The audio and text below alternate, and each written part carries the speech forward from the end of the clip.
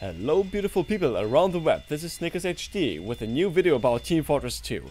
We will be talking about the MvM co-op game mode and its changes to the medic mechanic. This might be quite specific, but in my opinion the new medic functions are that relevant that you actually just might consider having a medic in a good team. Not to speak of the top MvM teams that have a crits medic for situational extra damage, but regularly you are just fine without any medics around, because random people almost never know how to play even remotely intelligent, which makes an additional medic quite useless due to the lack of constant damage output. But with the mechanic I am about to showcase to you, there is a lot you can benefit from having a medic on your side. So let's start with the new shield mechanic. To enable the shield function in-game, you simply walk up to a canteen in spawn and select the proper ability and spend at least 1 point on it. What this gives you is an extra charge meter next to your Uber charge meter on the bottom right hand corner, which is filling up by healing hurt teammates. Now when I say hurt teammates, I mean that as long as you heal the target and it gets healed, you get the charge meter full. But this implies that you have to heal up the health and not just point a constant beam of your medic gun of choice at your friends. You have to fill up their health or overheal. If the maximum health capacity is reached, you won't get any more charge as long as the target does not drop in health significantly. With this new charge meter, medics are encouraged to heal different teammates in a short period of time to get the shield charge meter full, as long as you don't pocket medic a heavy who's constantly on attack, therefore you get your shield that way. But in my experience, the sentry gun usually takes the greatest damage if placed right, and the heavy or other players expect for the scout pyro maybe hang out at the engine nest, especially around the dispenser.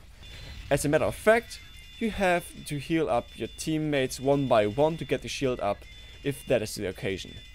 So after you have finally achieved the full charge meter, you have to hit your special attack key in order to use your shield. On default it is mouse 3, which is the mouse wheel you have to press, but I have it on mouse 5, which lies next to my thumb, making it easier to pop the shield intentionally and not by accident.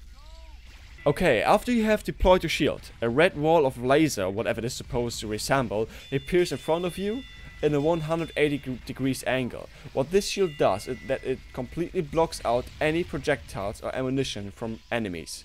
Nothing can pass through. You shall not pass. However, you're still vulnerable to the side, but as long as you straight up look at the enemy robots, you should be fine. Now there's a thing to watch out for, which is if rockets are fired next to you or below you, if you stand on a ledge, jump or look up, because the impact radius of the splash damage will get beneath the shield if this is not connected to the ground properly, which can make the difference between life and death if you try to block out a rapid fire crit only super soldier mod. The other thing the shield does is blocking bots and dealing damage to them simultaneously. And this is how it works. As long as you stand still, robots will not get past your shield. This is incredibly awesome in small corridors or hallways, or some sort of choke point where all the robots are about to push through at once. The shield deals damage to robots if you walk up to them and touch them with your shield. As a result of that, they will disintegrate and simply enough vanish. The damage output of the shield is quite high, though it displays the damage here and there with just 1 or 2 damage, but it ticks that incredibly fast that the game cannot even progress it correctly and cannot recognize it. It almost feels like a one-hit kill. But to super robots, well, it's less effective due to the high life pool. Now the shield opens a great window of usability, if you can imagine. Another important thing you have to note here is that the shield does not block a tank, though it deals damage to it. And it is awesome for that. Though I have no footage of that. Okay, now that we have that settled, let's talk about the revive ability of the medic. This is the second ability the medic inherits when playing MvM, and only MvM. When a teammate dies, he drops his kit on the floor with a hologram that indicates which character just died, with a 3D model like soldier or whatever, and when he's going to be redeployed. As medic, you simply walk up to the hologram and heal it. just like a friendly player. The number changing on the health bar indicates when the player is going to be redeployed and spawn, but if you heal the hologram, the timer resets to the maximum of 3 seconds if it runs out as long as you heals. So if you cancel your heal for whatever reasons, the player doesn't have to wait the maximum amount of time as if he just died again. The other thing is that if you are being revived, you can decline the revive even before you're actually being healed up completely. Just click the decline button.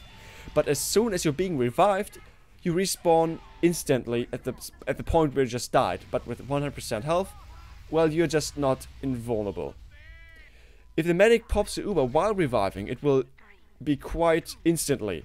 Though if not, let's just say to fill up the heavy's full health bar takes quite some time, especially in the heat of combat, so think twice before reviving. A good strategy is as well to just pop your shield to provide extra cover to revive safely, as well as protecting the just revived teammates who just need to reorientate on the battlefield when just pop in back in the battlefield. There's no limit to the revives, you just have to heal up the health bar once if your teammate has fallen. Well, that's all. You don't have to upgrade anything, though it helps to increase your rate of healing, so you will revive faster as a result of that. So I thank you guys for watching. I hope I could help you with that commentary and encourage you to try it out yourself. Personally, I think these two options will be a game changer for the past MvM co-op objectives. Maybe I will be able to finish the Operation Broken Parts on MvM in the advanced difficulty to finally get the tour complete for my strange random bot killer primary weapon.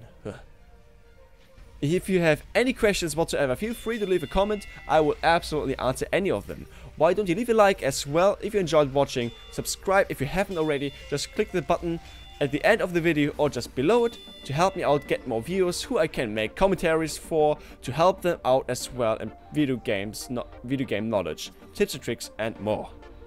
So see you guys next time, and as always, keep it up. Let's start off with the Force Nature. This weapon is designed to come up close to enemies and then shoot. It has a built-in knockback, which pushes back enemies and deals a whole lot more amount of damage than any other Scout primary weapons. It has only 2 rounds in a magazine, but its blow